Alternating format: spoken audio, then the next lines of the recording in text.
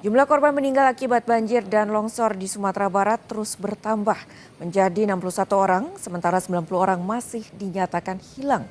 Hingga Jumat malam, total wilayah terdampak bertambah menjadi 16 kabupaten dan kota.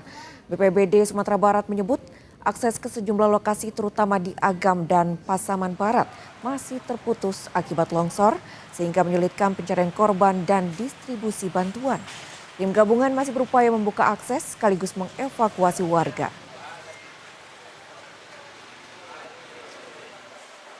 Untuk data terupdate sampai malam ini untuk kejadian sudah 16 kabupaten kota yang terdampak malam ini. Kemudian dari data korban tercatat ada 61 yang meninggal. 61 meninggal, kemudian ada 90 orang yang masih dicari, 8 luka.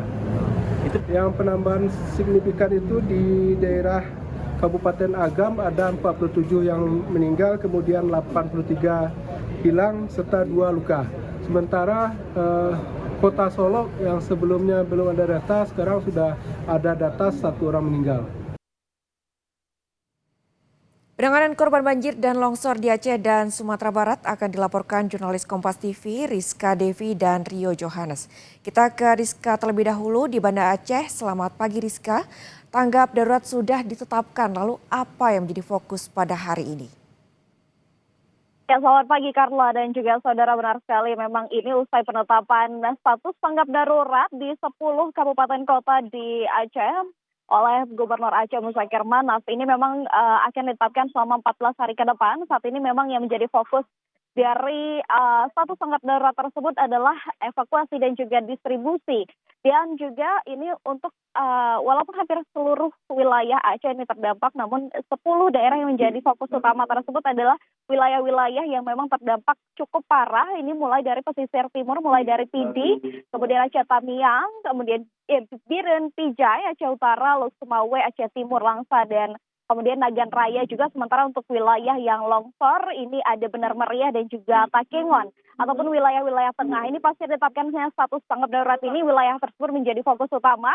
Kemudian untuk pada saat ini memang proses distribusi memang sudah dilakukan dari beberapa hari yang lalu, namun juga mengingat lintas daerah ataupun lintas nasional Medan Banda Aceh ini putus akibat dampak dari banjir tersebut, mulai dari jalan lalu lintas nasional hingga beberapa jembatan nasional dan juga jalur alternatif. Salah satunya adalah jembatan yang penghubung antar kecamatan yang terletak di Kota Biren, maksud kami yang terletak di Biren ini memang juga terdampak begitu jalur alternatif, sehingga memang penyaluran bantuan ini sulit dilakukan begitu.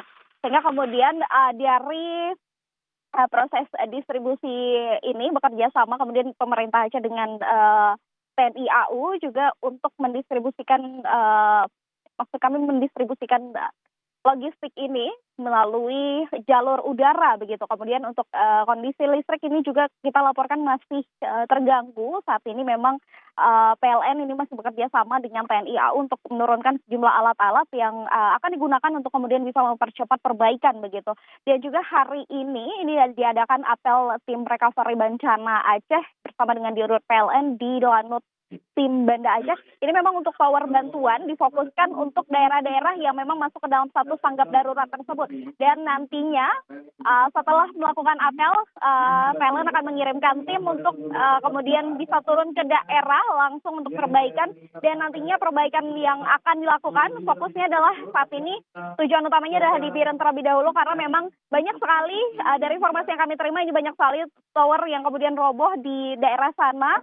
Ada 10 tower yang roboh dan juga 4 yang terganggu. Dan juga nanti nih apel ini akan dimulai pada pukul 8. Sementara informasi yang dapat kami sampaikan juga terkait dengan beberapa daerah yang memang berstatus tanggap darurat. Saat ini memang posko pengungsian itu sudah dibangun oleh TNI, Polri, kemudian juga BPBD dan relawan. Dan titiknya ini tersebar karena memang ada beberapa daerah yang terisolir begitu sulit untuk dijangkau, mulai dari proses evakuasi sampai dengan distribusi. Dan juga mengingat bahwa memang listrik di sini masih belum pulih, kemudian juga jaringan seluler masih belum pulih, sehingga memang untuk proses pendataan korban hilang dan juga korban meninggal dunia ini memang masih sulit dilakukan. Clara.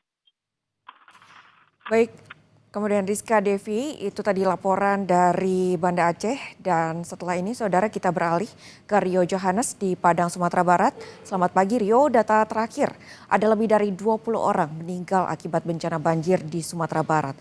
Wilayah mana saja yang paling menjadi fokus perhatian pencarian korban dan penyaluran bantuan Rio? Ya, Karla dan juga saudara, kemarin malam itu BPBD Provinsi Sumatera Barat kembali merilis data baru terkait bencana hidrometeorologi di Sumatera Barat. Dari 19 kabupaten kota itu sampai saat ini ada 16 diantaranya yang sudah terdampak oleh bencana ini. Hanya 3 kabupaten kota yang selamat, yaitu yang tidak terdampak, yaitu ke Kota Sawalunto, Kabupaten Sijunjung, dan Kabupaten Damasraya. Dari bencana alam ini, dari keseluruhan dampak bencana ini, hingga saat ini ada 61 orang yang dinyatakan telah meninggal dunia, dan terbanyak itu di Kabupaten Agam. Nah, di Kabupaten Agam ini ada 47 orang yang dinyatakan meninggal dunia. Pada hari sebelumnya itu sempat dinyatakan bahwasannya ada 13 orang, namun data terakhir itu jadi 47. Kenapa terjadi penambahan signifikan? Karena ada tiga nagari, 3 kampung atau 3 nagari itu yang sebelumnya tidak bisa diakses. Aksesnya terputus, baik itu akses komunikasi maupun akses transportasi karena banyaknya titik-titik jalur jalan ke lokasi yang tertutup oleh material longsor.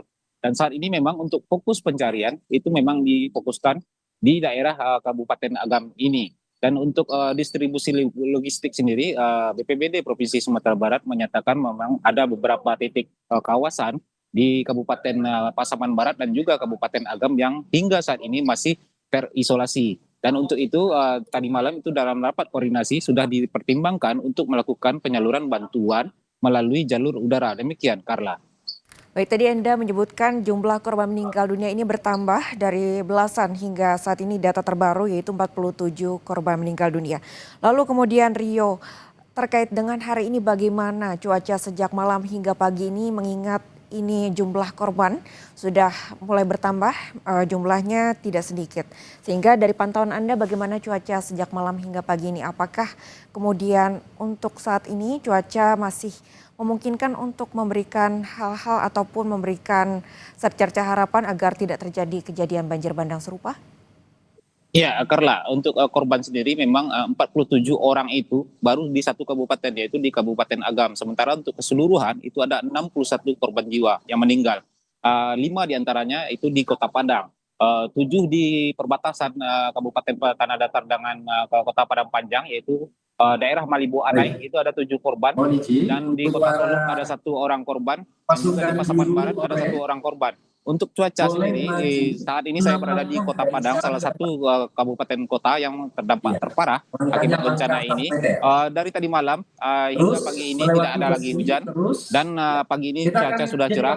Untuk di Kota Padang sendiri, fokusnya saat ini adalah pembersihan daerah terdampak banjir bandang susulan kemarin pagi, yaitu di daerah Kecamatan Pau, tempat saya melaporkan ini. Ini adalah Kecamatan Pau, di belakang ada dapur umum. Ada 2 dapur umum yang didirikan di sini, termasuk di salah satunya di kantor camat ini, di Camat Pau. Dan untuk pengungsian lebih kurang 1.500 jiwa di kecamatan di satu kecamatan Pau ini mengungsi akibat banjir bandang yang terjadi kemarin pagi. 1.500 orang warga yang diungsikan ini ditempatkan di 7 tempat pengungsian yang tersebar di 3 kelurahan. Demikian, Karla. Lalu dari pantauan Anda Rio, saat ini apa yang paling dibutuhkan oleh warga terdampak ini?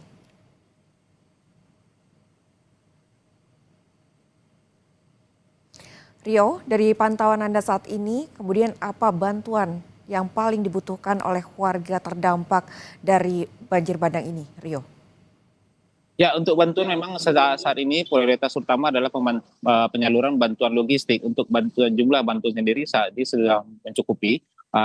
Kemarin itu juga sudah datang bantuan dari Presiden Republik Indonesia Bapak Prabowo Subianto, dan sudah diterima oleh pemerintah provinsi. Itu bantuan berupa bantuan logistik makanan, ada perahu karet, bahkan ada Starlink untuk komunikasi di daerah-daerah terpencil. Dan untuk penyalurannya sudah dilakukan mulai tadi malam, sudah dimulai dilakukan penyaluran bantuan ke titik-titik daerah terdampak banjir di 16 kabupaten kota terdampak. Namun untuk titik daerah yang masih terisolasi itu tadi malam diputuskan masih dipertimbangkan apakah akan melalui jalur udara menggunakan bantuan helikopter dari TNI AU. Demikian, Carla. Baik, terima kasih jurnalis Kompas TV Rio Johannes melaporkan dari Padang, Sumatera Barat, dan sebelumnya ada Rizka Devi melaporkan dari Banda Aceh. Selamat kembali bertugas.